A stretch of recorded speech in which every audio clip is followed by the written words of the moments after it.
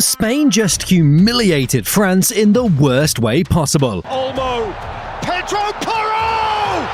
It's happening for Spain! Spain just destroyed, annihilated, evaporated, humiliated France on the biggest stage at the World Cup. A 2-0 demolition in the World Cup semi-final that nobody saw coming. The tournament favourites, the team everyone called unstoppable. The Avengers attack with Mbappe, Dembele, Olise and Barcola. All of them completely neutralized. Spain walked in as underdogs and left France looking lost, frustrated and totally exposed. This wasn't just a win. This was a public humiliation that proved one brutal truth. No matter how much talent you have, superior tactics and team discipline will destroy you. What Spain did to France was ruthless. Before we talk about what Spain did, we need to understand what France had built. All tournament long, France had been scoring for fun. Allowed to go and feed it through for Bradley Barcola. Dembele has bent in a brilliant goal. And Mbappe!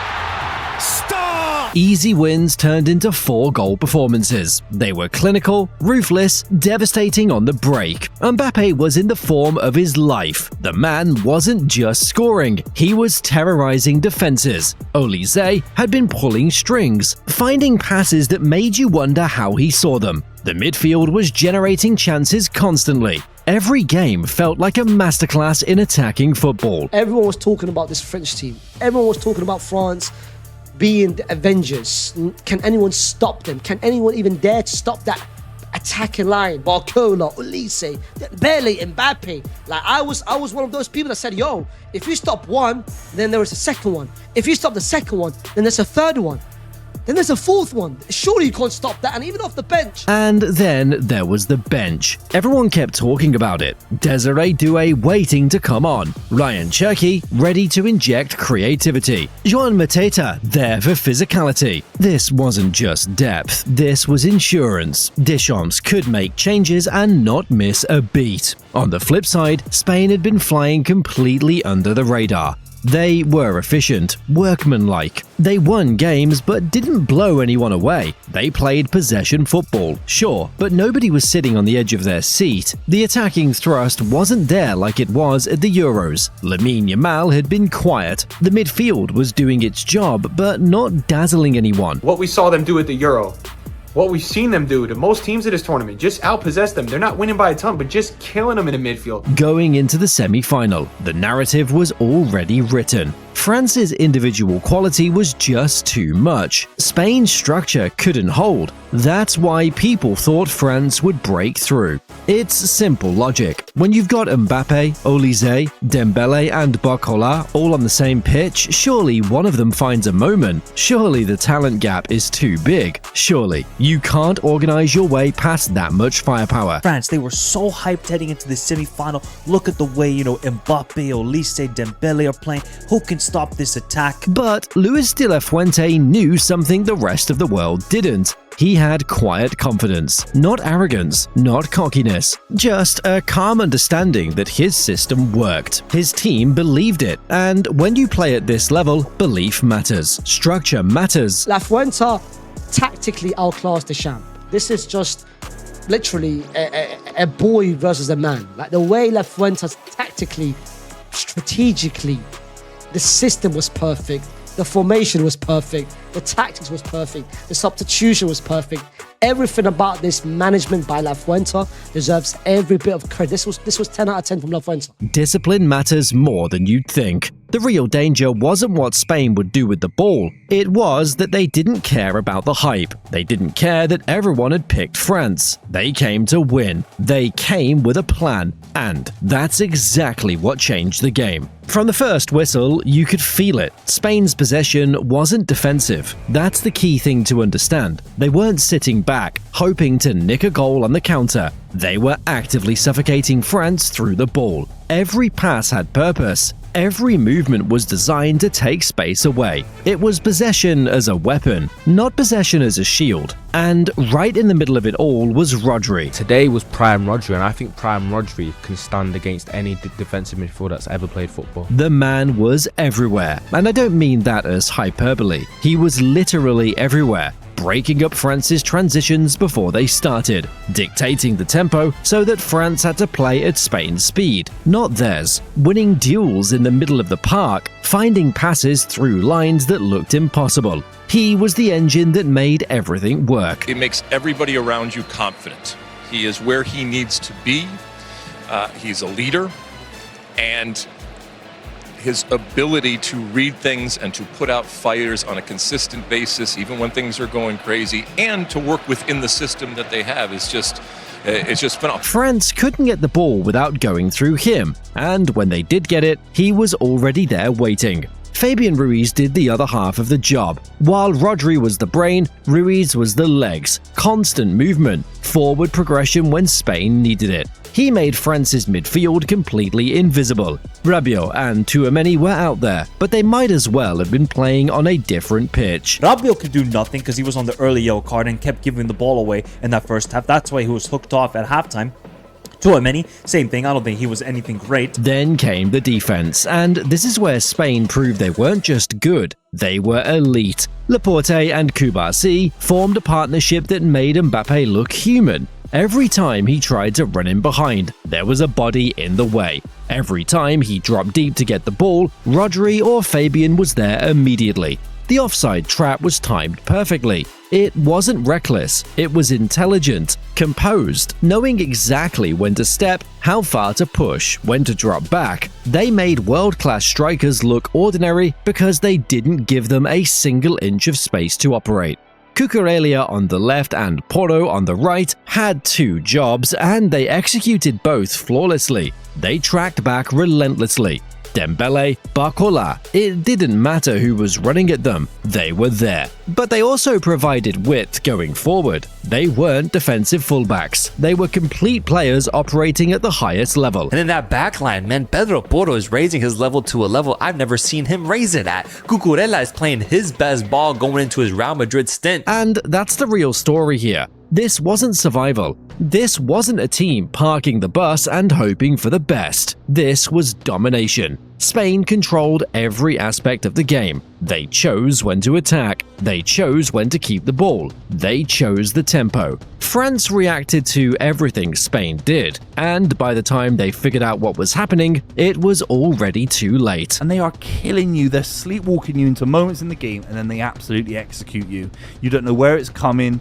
You're terrified all the time. The turning point arrived in the 22nd minute. Lamine Yamal, 19 years old, showed something that separates the truly elite young players from the rest. The ball bounced loose in the box. Luca Digne, panicking, decided he needed to clear it immediately. He didn't check his shoulders. He didn't look to see who was nearby. He just swung his leg hoping to boot it away. But Yamal had already made his move. He positioned his body perfectly between Digne and the ball, knowing exactly what was about to happen. He didn't even try to win the ball. He put his body in harm's way, drew the contact and went down. The referee pointed to the spot without hesitation. Clear penalty.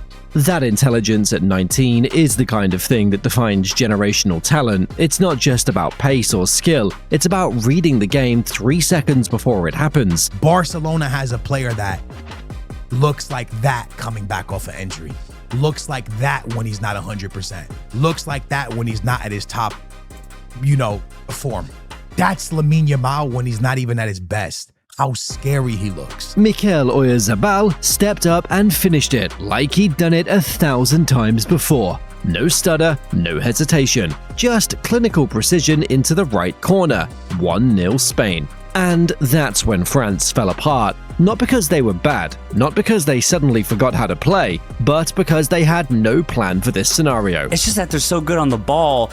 France didn't know how to get the ball back, and when they did, France's defense is so good right now, they didn't know how to attack the defense. So Spain won on all fronts today. That's why I'm so surprised by this performance, because I thought it'd be more end-to-end, a little bit more open, just due to France's offense simply was not the case. Their entire tournament had been built on one thing: score goals quickly, then use their defensive shape and transitions to win. But when you go behind against Spain, you don't get transitions. You get possession taken away from you. You get forced to chase the game against the team that controls the ball best in world football. France tried to press higher, they tried to be more aggressive, but it didn't matter. Spain just kept passing, kept moving, kept refusing to give them anything to work with. That's the trap for any team that relies on counter-attacking and individual brilliance. Fall behind against the wrong opponent and you're finished. The dagger came in the 58th minute. Dani Olmo picked up the ball on the right side and played a perfect 1-2 with Pedro Porro. No hesitation, no overthinking it, just intelligent clinical movement. Porro continued his run into the box, received the return pass in stride, and slotted it past Mike Maignan with a calm, composed finish. 2-0, Spain, game over. I mean, that little pass from Dani Olmo, only Spain's making those type of passes at this World Cup. That's a Spanish combination that they have perfected in the modern era of football. And Porro, with his ability, as you already said right now, playing his best football, what a finish. So the pass was 10 out of 10. The finish is 10 out of 10. What happened after was almost painful to watch. France didn't get a shot on target until the 81st minute. 81 minutes. Let that sink in. For a team that had been scoring at will all tournament, they couldn't create a single clear chance until deep into the second half. From minute 1 to minute 90, France looked really clueless, especially in the final third, something that none of us would have expected, something that we haven't seen once in this whole tournament. With the amount of star-studded talent in that side, Mbappe, Olise, Dembele, Barcola started, Cherki and Doué even came off the bench. Not one of them could create a moment of brilliance. The substitutes came on and changed nothing. Ryan Cherki tried flashy passes that went nowhere. Desiree Doué had his moment but couldn't execute. Dembele remained anonymous for long stretches, only finding some urgency in the dying minutes. Spain just kept passing, kept controlling, kept making France chase shadows. The XG statistics tell the entire story. France's expected goals for the match was under 1, not just low, barely above 0. For one of the most dangerous attacking teams in modern football, that wasn't just disappointing, it was a complete shutdown. And every single one of those luxury attackers, from Olise to Dembele to Barcola to Mbappe, all looked like they hadn't played the sport before. This wasn't France having an off day. Let's be absolutely clear on that. This was Spain proving something the world needed to see. Individual brilliance has limits, real limits. When you face a team with superior organization, superior discipline, and a coach who understands exactly how to neutralize your strengths, even the biggest stars become ordinary. Spain has now beaten France 3 times in a row in major competitions: the Euros, Nice curl! Oh, I say, what an unbelievable goal! the Nations League, Williams, this is going to get worse for France. It's 4-0 Spain. and now the World Cup semi-final. 3 times Spain have beaten France in the last 3 matches. They did it at the Euros. They did it at the Nations League. And now they've done it at the biggest stage of them all. World Cup semi-final. Spain beats France 2-0. That's not coincidence, that's not luck, that's domination of a rival. They've conceded 1 goal in the entire tournament. 1. That's the mark of a complete team, built on collective strength, not individual heroics. Of course, we have to give a lot of credit to the Spanish defense, because for me, De La Fuente has mastered a system side, mastered a peak international football team that emulates a club side so similarly.